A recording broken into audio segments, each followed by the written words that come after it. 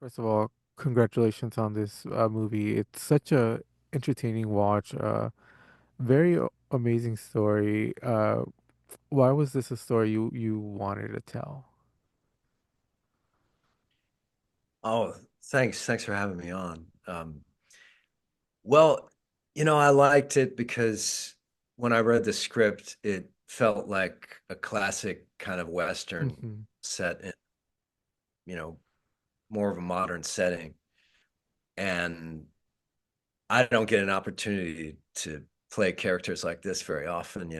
I'm usually the guy that gets beaten up or shot or is in a courtroom or something. So um having the chance to play like the mysterious outlaw with a cause, uh, that was a lot of fun because the character is is interesting, but without his oath or his Hmm. faith, he's just a rat. Hmm. So the story could have been a lot different, had he just been kind of cowering in a cell and saying, "Let me out, let me out." You know, I like the fact that he was kind of on a mission and he had resigned himself to death, and he was Hmm. gonna do right if he could. That made it interesting to me. It gave me a little more to play with as an actor. Definitely. And the religious aspect of it, how was it playing that part? Because it seems to be, like you said, the guiding light for this character. Yeah, well, like I said, I think without it just he doesn't have much he doesn't have much room to stand, and the audience doesn't have any reason to kind of get behind him. So it was an interesting aspect. I'm not a very religious person, but I could understand this guy kind of getting himself into sort of almost a zealous state to do what he had to do, Hmm. to Definitely. And you mentioned that he was mysterious, but at the same time, he seems very menacing and that he's about to do something through most of that beginning sequence. W what do you tap into in order to create a character that is a little bit frightful, but at the same time, you're curious to know what he's gonna do? yeah, I mean, there's certain stillness about Mhm. him, and he doesn't say much, and when he does, it's kind of intense. Mhm. So it was a lot of fun to play that. And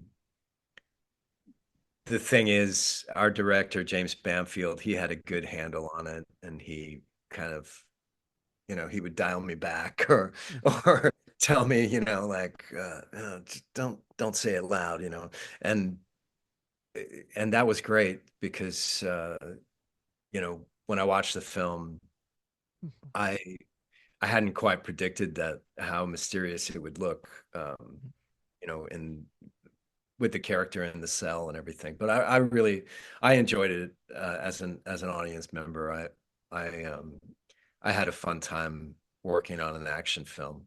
I don't usually do action films. Like I said, I'm mostly horror and drama, basically the last couple of years. Mhm. And you have scenes with the legendary John Voight. What is it like to be on set with somebody like him who has such an incredible background, especially because he's been in cowboy movies? Yeah, well, that's the thing, when you work with great actors, it's always a good thing. When you work with actors who have been around for a long time who are great, they've worked with so many great actors, so many amazing filmmakers.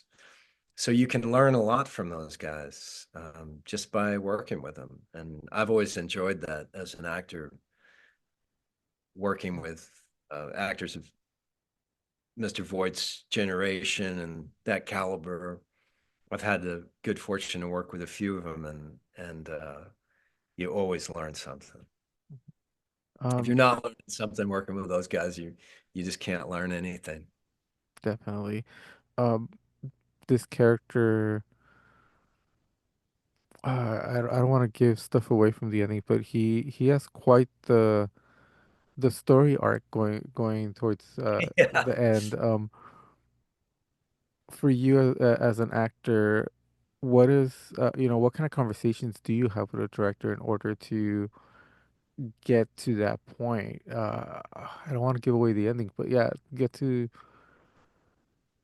change your Yeah, character. well, I think, I think the thing is that, you know, you have a couple of things that you have to keep track of as an actor. You have to keep track of where your character is in the story because when you're doing a film, everything is sort of out of order usually.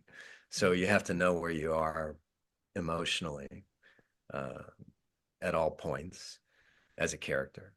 And then you also have to understand the director's vision of the story and how he's going to implement your character in those various moments.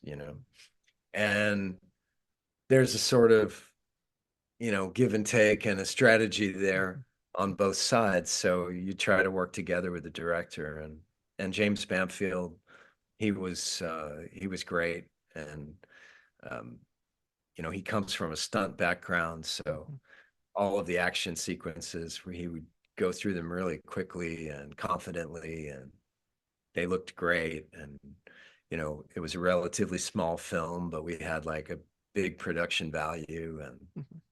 And you know in terms of the story, as an actor, you're just trying to do your part to fit that color of the palette that they need to tell the story. And my take on it and what I loved about it was that it was like a simple, classic sort of Western plot. You know, Mhm. uh, bad guys come into town, good guys have to protect a bad guy to save the town, right? And um, and it was just a lot of fun when you break it down and it's simple. I think that's when you can tell the best stories.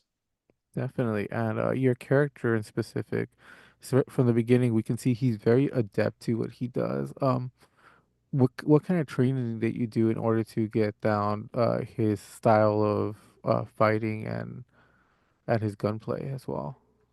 Well, he comes from the streets, so he's not like a guy who's had special forces training or Mhm. anything like that. So really, Charlie Weber had to do most of the work in terms of Mhm. that, you know, because Nathaniel was just a thug, so Mhm.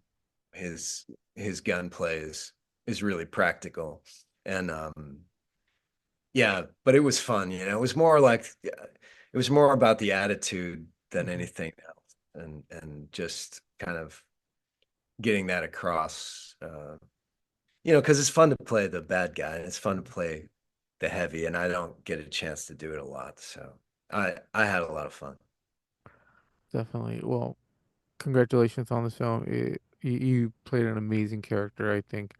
He's very captivating, very menacing, but you are kind of rooting for him by the end. So, Yeah, congratulations on that. I'm glad you liked it. Yeah, Have a great rest of your day. thank you, Jesus.